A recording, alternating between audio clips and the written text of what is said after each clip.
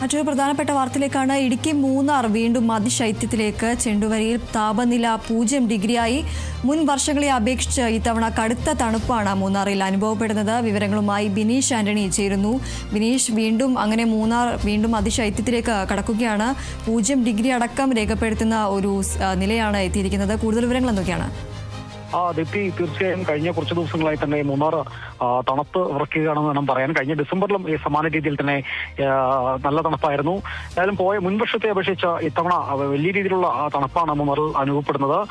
ചെണ്ടുവാര എസ്റ്റേറ്റിൽ 0 ഡിഗ്രിയാണ് രേഖപ്പെടുത്തിയത്. അതോടൊപ്പം തന്നെ സൈലന്റ് വാലി 1 ഡിഗ്രിയും, നല്ലതണ്ണി, ലക്ഷ്മി, സെവൻമല, ദേവികുളം എന്നിവിടങ്ങളിൽ 2 ഡിഗ്രിയും, 3, 6, 9 എന്നിങ്ങനെയാണ് ഇന്ന് പുലർച്ചെ മേഖലയിൽ രേഖപ്പെടുത്തിയ താപനില. കഴിഞ്ഞ ഡിസംബർ 20-ന് വിവിധ മേഖലകളിൽ താപനില 0-ലെത്തിയിരുന്നു. തുടർന്ന് അതിശൈത്യത്തിന് അല്പം കുറവുണ്ടാകുകയും ചെയ്തു. ഏതായാലും ഇപ്പോൾ അല്പം താപനില ഉയർന്നെങ്കിലും ഈ കഴിഞ്ഞ ഏതാനും ദിവസങ്ങളായി തന്നെ തണുപ്പ് വീണ്ടും വർദ്ധിച്ചു വരുന്ന ഒരു സാഹചര്യം തന്നെയാണ് നിലവിൽ മൂന്നാറിലുള്ളത്.